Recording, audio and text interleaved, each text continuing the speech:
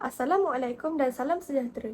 Nama saya Nurul Ambia binti Zulfaka, nombor pendaftaran 06 DSK22F1019. Nama saya Nur Hasnisha binti Muhammad Zulkifli, nombor pendaftaran 06 DPR 22F1033. Pada hari ini kami akan membentangkan tentang sukan catur. Catur. Catur merupakan permainan papan strategi dua orang yang dimainkan pada sebuah papan kotak-kotak yang terdiri dari 64 kotak yang disusun dalam petak 8x8 yang berbagi sama rata iaitu masing-masing 32 kotak dalam kelompok warna putih dan hitam. Catur diyakini berasal dari permainan India, Caturangga yang menjadi asal nama catur sekitar abad yang ke-7. Catur mencapai Eropah pada abad yang ke-9 saat terjadi penaklukan Hispania oleh Umayyah. Buah-buah catur tersebut diperkirakan mendapat bentuknya yang dikenal saat ini pada akhir abad yang ke-15 di Spanyol, sedangkan aturan catur moden distandardisasi pada abad yang ke-19. Seterusnya adalah sejarah catur. Sejarah catur pada permulaannya, catur dimainkan di India bahagian barat, dikenal dengan nama Caturangga. Caturangga merupakan kata bahasa Sanskrit yang bererti empat pasukan perang.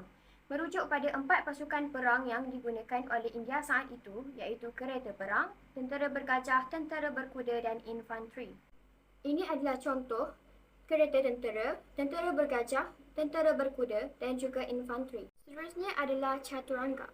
Caturangga juga diperkirakan merupakan nenek moyang dari permainan strategi serupa yang berasal dari dunia timur. Yang pertama, kita boleh lihat iaitu Xiangqi, iaitu dia merupakan catur Cina. Yang kedua, Janggi, catur Korea. Dan yang ketiga, Shogi, catur Jepun. Ini merupakan contoh Caturangga. Seterusnya adalah peristilahan. Peristilahan kata catur diambil dari kata bahasa Sanskrit berbunyi sama yang bererti empat, lebih tepat lagi singkatan dari Caturangga atau empat sudut. Di India kuno, permainan catur memang dimainkan oleh empat peserta yang berada di empat sudut yang berbeza. Hal ini lain dari permainan catur moden di mana pesertanya hanya dua orang sahaja. Perkembangan. Banyak negara mendakwa merekalah merupakan negara asal catur dalam bentuk yang tersendiri. Walau bagaimanapun, ahli sejarawan berpendapat bahawa catur sebenarnya berasal dari Iran Purba.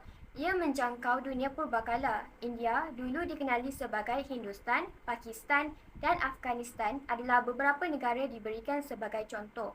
Seterusnya adalah merupakan langkah-langkah mengelakkan kecederaan dalam sukan. Yang pertama, kita perlulah melakukan warm up atau regangan. Dan yang kedua adalah memakai pakaian dan kasut yang bersesuaian. Yang ketiga adalah kawasan bersukan yang selamat. Dan yang keempat, senaman meningkatkan kekuatan otot dan mendapatkan rawatan doktor jika berlaku kecederaan. Seterusnya, saya akan membentangkan tentang peraturan asas dalam catur. Dalam sistem pertandingan catur, terdapat dua format yang biasa digunakan iaitu pusingan robin dan juga sistem Swiss.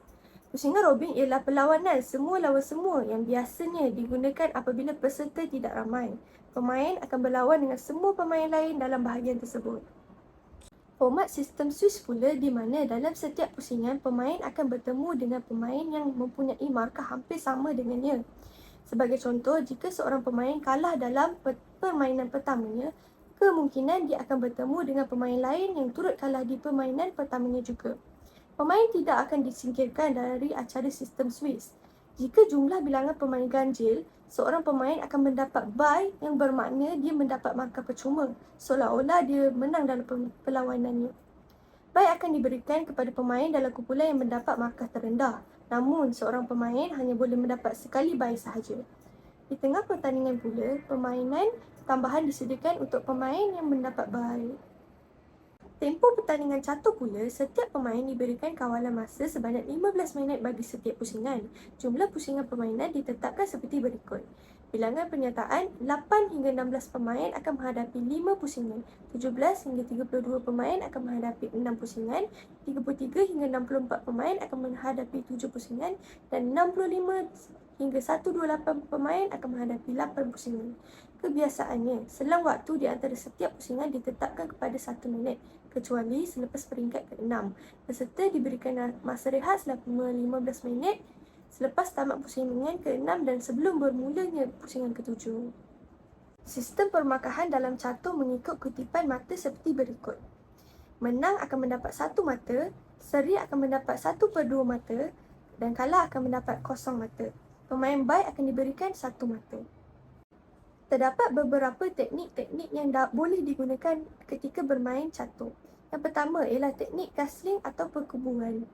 Castling ialah satu gerakan dalam permainan catur iaitu seorang pemain menggerakkan raja 2 petak ke arah tir pada pangkat yang sama dan menggerakkan tir ke petak yang telah dilalui raja. Ini adalah satu-satunya gerakan dalam catur apabila seorang pemain menggerakkan 2 buah catur dalam gerakan raja persegi 2. Castling hanya boleh berlaku jika raja atau tir tidak pernah bergerak sebelum ini. Teknik yang kedua adalah teknik en passant. Bidak adalah nilai yang paling rendah kerana ia hanya boleh bergerak 1 langkah persegi ke hadapan barisan lawan dan tidak menyerang buah catur lawan ke arah ini. Bidak hanya boleh bergerak 2 petak ke depan tanpa mempunyai halangan. Bidak boleh memakan buah lawan dengan mengikut teknik en passant, iaitu menyilang. Seterusnya, saya akan menerangkan tentang strategi asas pergerakan kuda, iaitu kenaik. Pergerakan kuda iaitu kenaik mempunyai gerakan yang unik iaitu gerakan berbentuk L. Gerakan kenaik bergerak 2 petak melintang atau membujur dan 1 petak berserenjang dengan arah sebelumnya. Seterusnya tentang kenaikan bidak.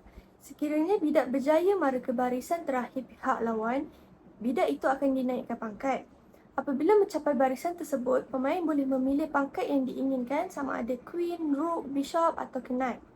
Buah terbaru itu tidak semestinya diambil dari buah yang telah dimakan pihak lawan sebelum ini. Oleh itu, pemain boleh memiliki lebih daripada 1 queen dan lebih daripada 2 book, bishop atau knight. Seterusnya adalah buku mainan catur iaitu juga dipanggil opening games. Seni strategi catur adalah mengetahui cara merumuskan rencana permainan catur dan menyusun bidak catur masing-masing untuk mencapai rencana ini. Mengenali dan memahami strategi pembukaan catur terbaik dapat meningkatkan kepercayaan diri kalian di fasa awal permainan. Catur memiliki banyak sekali strategi. Oleh kerana itu, mari menyemak penjelasan mengenai 2 jenis buku mainan opening games catur yang umum digunakan. Yang pertama adalah strategi pembukaan Ruy Lopez. Ruy Lopez atau Spanish Game berasal dari nama Rodrigo iaitu Ruy Lopez de Segura.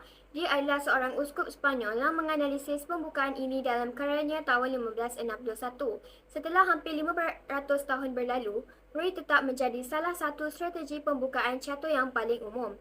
Pakar catur telah menghasilkan banyak variasi dan berbagai macam rencana strategi yang tersedia untuk putih dan hitam. Anda boleh lihat di dalam skrin posisi awal Ruy Lopez dicapai setelah langkah-langkah yang berikut. Seterusnya adalah strategi pembukaan dengan French Defense. Pertahanan Perancis 1, E4 dan E6 mengizinkan putih ke ruang tengah dan membatasi ruang lingkup uskup rajanya sendiri. Tetapi pertahanan ini mencegah taktik melawan F7 sementara membiarkan catur hitam melakukan aktivitas di sisi ratu dan melawan balik di area tengah. Setelah garis paling tipikal 2, D4, D5, pion E putih terdesak dan putih harus memutuskan bagaimana mengatasinya. Hal ini menimbulkan berbagai macam variasi seperti variasi pertukaran, variasi lanjutan, Tarrasch variation, Vinever variation dan variasi klasik. Anda boleh lihat di skrin. Checkmate pattern. Checkmate pattern ialah corak checkmate. Ialah bentuk-bentuk checkmate yang melibatkan beberapa buah. Sebagai contoh, checkmate pattern yang melibatkan Q plus K vs K dinamakan sebagai Queen Mat. Menurut Wikipedia, terdapat 33 checkmate pattern. Kemahiran mengetahui checkmate pattern cukup penting kerana pemain boleh menentukan apakah pieces yang digunakan untuk operasi checkmate yang boleh wujud berdasarkan posisi atau struktur sedia ada di papan. Lebih-lebih lagi semasa di penghujung middle game. 2 contoh jenis corak checkmate ialah yang pertama adalah Anastasia's Mat. Dalam pasangan Anastasia, seorang ksatria dan benteng berpasukan untuk merangkap raja lawan di antara sisi papan di satu pihak dan sekeping mesra di pihak yang lain. Selalunya, ratu pertama kali dikorbankan di sepanjang file A atau hash file untuk mencapai kedudukan itu. Uskup boleh digunakan sebagai ganti ksatria dengan kesan yang sama. Lihat pasangan Groucho. Checkmate ini mendapat namanya daripada novel Anastasia und das Schachspiel oleh Johann Jakob Wilhelm Kienz. Tetapi novelis itu mengambil kedudukan catur daripada esei oleh Gian Battista Lolli. Yang kedua adalah Anderson's Mat. Dalam pasangan Anderson, dinamakan untuk Adolf Anderson. Benten atau ratu disokong oleh sekeping penyerang menyerong seperti bidak atau bioskop kerana ia menyaingi raja lawan di sepanjang pangkat ke-8. Kadangkala, perbezaan dibuat antara pasangan Anderson di mana benteng disokong oleh bidak yang dengan sendirinya disokong oleh sekeping lain seperti dalam Rajah, dan pasangan mayat di mana benteng disokong oleh uskup yang jauh.